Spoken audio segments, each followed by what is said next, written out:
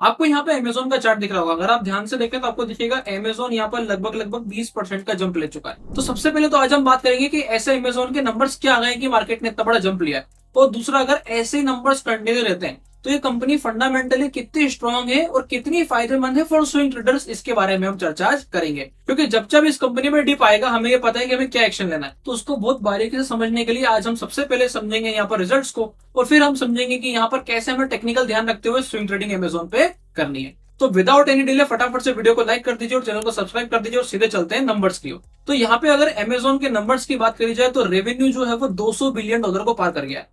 अगर आप इसे ध्यान से देखें तो ये कंपनी के इतिहास में पहली बार ऐसा था कि $200 बिलियन से ज्यादा का कंपनी ने रेवेन्यू जनरेट किया है। जहां पर एनालिस्ट का अनुमान $197 बिलियन का था, तो कंपनी ने उसको भी ओवर परफॉर्म किया। और ध्यान से सुनिएगा, ये वाला जो क्वार्टर है ये 20% से जंप करा है पिछले क्वार्टर से। तो यहाँ पर क्योंकि रेवेन्यू में इतना बड़ा जंप आया है, इसलिए आपको अमेज़न में भी इतना बड़ा जंप देखने को मिला है एज पर चार्ट। लेकिन सिर्फ रेवेन्यू बढ़ना ही बड़ी बात नहीं होती है। अगर आप कंपनी के ऑपरेटिंग इनकम को जाके देखेंगे तो वो भी 43% से बढ़कर 27.5 बिलियन हो गया है।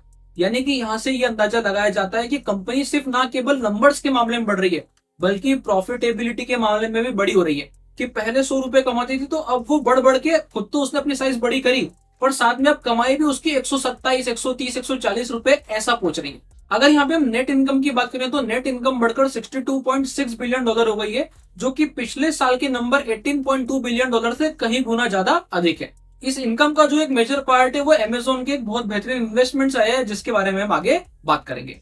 अब जो सबसे बड़ा सवाल आता है कि इतना बड़ा नंबर आया कैसे, तो अमेज़न की एक सब्सिडरी है जिसका नाम है AWS, Amazon web services.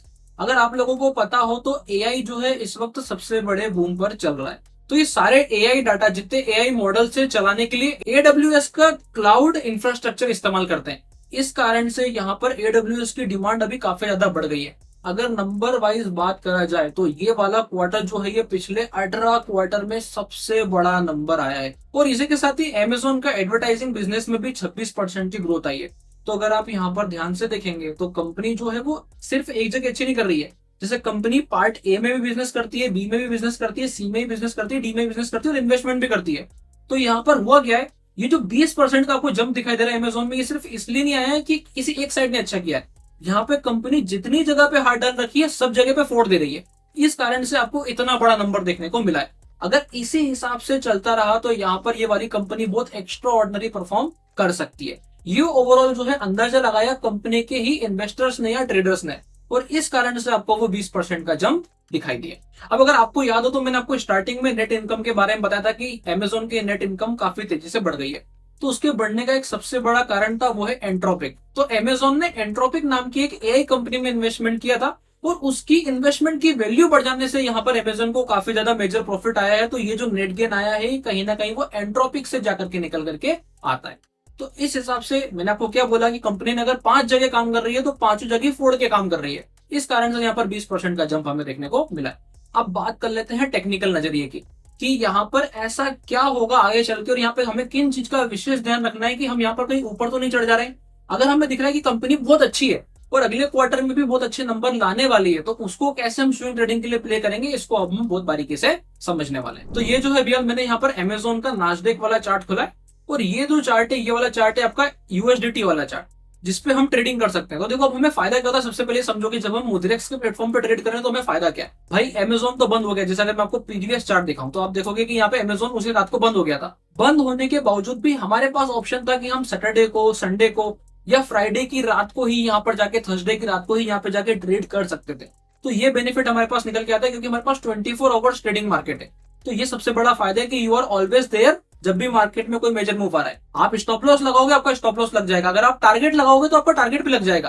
Gap up gap down में आप फंसोगे ही नहीं। तो ये सबसे मजेदार बात है और सबसे शानदार चीज है कि हम 24/7 अवेलेबल है, और मार्केट में जो भी हो रहा है, चाहे वो गोल्ड में हो, चाहे वो BTC में हो, चाहे वो किसी भी स्टॉक में हो, चाहे वो इंटरनेशनल स्टॉक में क्यों ना हो रहा हो, अगर वो स्टॉक यहाँ पे 24/7 चल रहा है तो मैं हमेशा पोजीशन प्लान कर सकता हूँ। अब अगर यहाँ पे मैं आपको अमेज़न के चार्ट से समझाऊं तो यहाँ पे मैं एक बार आपको वीकली चार्ट को लेके चलता हूँ, आपको और क्लियर होगा। तो देखो वीकली में ये जो स्टॉक है ना, इसे बोलते हैं मल्टी ईयर ब्रेकआउट की रेंज पर। कहां पर खड़ा हुआ है? मल्टी ईयर ब्रेकआउट पर। जिस हिसाब से इसने ये जंप लिया है, अभी क्या हो रहा है, नया कैंडल आने वाला है। अब यहाँ पे जो नया कैंडल आने वाला है, ये ना केवल इस वाले वीक का नया कैंडल होगा, बल्कि ये इस वाले मंथ का भी नया कैंडल होने वाला है। तो अगर मैं आपको मंथली बताऊं तो यहाँ पे मंथली में भी आपको नया कैंडल दिखेगा। अब ध्यान से अगर आप देखें तो इस स्टॉक ने एक मल्टी ईयर ब्रेकआउट पहले लिया था। अगर मंथली टाइम फ्रेम पे मैं बात करूं आपसे, तो ये स्टॉक जैसे यहाँ पे 260 की रेंज के ऊपर निकला था, तो प्राइस ने जाके छोटा सा डोजी टाइप स्ट्रक्चर बनाया था और ये इंडिकेट किया था कि यहाँ पर आपको एक छोटा सा करेक्शन देखने को मिल सकता है। और मार्केट ने प्रॉपर तरीके से वो करेक्शन लिया। अगर आप मंथली चार्ट देखोगे तो आपको दिखेगा मार्केट ने एक छोटा सा करेक्शन लिया, करेक्शन लेने के बाद दोबारा से जंप करके अभी वो ऊपर आके खड़ा हो गया।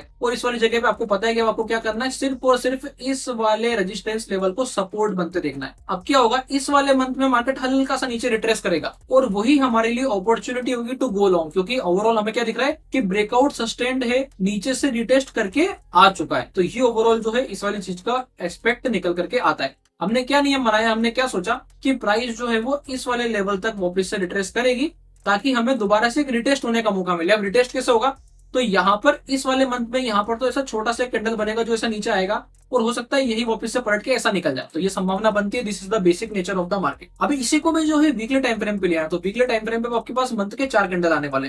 तो अभी आराम से एक कैंडल बनेगा, रुकेगा, हो सकता है थोड़ा सा जंप दिखाए, वापस से रिट्रेसमेंट करे। अब हमें यहाँ पे क्या ध्यान रखना है, अब सबसे पहले हम चलते हैं फंडामेंटल नजरिए से। तो फंडामेंटल नजरिए से मैंने क्या समझा, फंडामेंटल नजरिए से मैंने समझा कि नंबर्स बहुत अच्छे हैं और जिस हिसाब से ग्रोथ दिख रही है, जिस हिसाब से कंपनी हर जगह पर हर सब्सिडरी में बेटर परफॉर्म कर रही है और एआई की डिमांड बढ़ रही है, इंडिकेटिंग कि इनका एडब्ल्यूएस और भी बेटर परफॉर्म कर सकता है। तो यहाँ से हमें क्या समझ में आता है कि कंपनी में नंबर्स वाइज और ग्रोथ बढ़ेगी और अगर नंबर वाइज ग्रोथ बढ़ेगी तो कंपनी की अल्टीमेट शेयर प्राइस पे भी ग्रोथ बढ़ने वाली है। ये आता है हमारा पहला पॉइंट। अब अगर शेयर प्राइस पे ग्रोथ बढ़ने वाली है तो क्या हमें यहाँ आसमान पे चढ़ के लेना चाहिए। मैं आपको अमेज़न का यूएसडीटी वाला चार्ट लगाता हूं, तो शेयर प्राइस अगर यहाँ से बढ़ जाएगी तो यहाँ का कैंडल भी क्या जैसा मूव करने वाला है क्या? तो इसका बहुत ही सिंपल सीधा सा आंसर है कि द आंसर इज नो। अब क्यों? क्योंकि प्राइस कभी भी ऐसा नहीं होता कि ऐसा कंटिन्यूअसली भागते चले जाए। एक आध दिन का एक्सपेक्टेशन अलग होता है। प्राइस को जो मूव करना था उसने ऑलरेडी मूव किया है। अब क्या होगा, अब यहाँ पे वेट होगा फॉर करेक्शन। अब अगर मैं थोड़ा सा टेक्निकल एस्पेक्ट से जाऊं तो जैसा मैंने आपको बताया 258 के आसपास का लेवल का मार्केट वेट कर सकता है। अगर आप यहाँ पे ध्यान से देखेंगे तो आपको दिखाई देगा वो 258 का लेवल यही लेवल निकल करके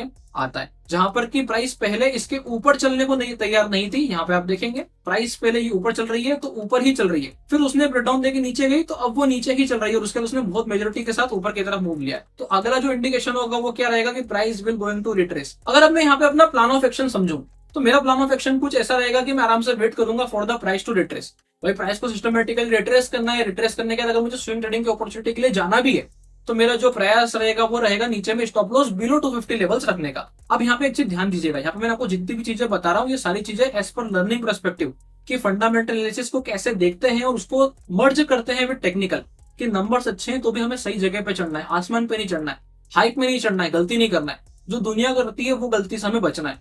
तो यहाँ पे हम क्या कर रहे हैं, सही लेवल का वेट कर रहे हैं और एक छोटी सी थ्योरी फॉलो कर रहे हैं। पता है थ्योरी क्या है? थ्योरी का नाम है कन्वर्जन रिकन्वर्जन। मतलब ये एक समय पर पहले सपोर्ट हुआ करता था, फिर ये क्या बना, फिर ये बना रेजिस्टेंस। तो इस वाले जोन तक ये सपोर्ट था, फिर ये बना रेजिस्टेंस और अभी क्या हो रहा है, अभी ये दोबारा से भविष्य में बनेगा सपोर्ट। अब सपोर्ट कैसे बनेगा, तो यहाँ पे प्राइस जरूरी नहीं है कि ऐसा चलेगा, हो सकता है एक झटका मार के ऊपर से ऐसा नीचे आए, फिर यहाँ पे थोड़ा होल्ड करे और ऐसे मूव करे। उस वाले समय पे हमें यहाँ पे कुछ स्पेसिफिक पैटर्न देखते हुए एंट्री बनानी है।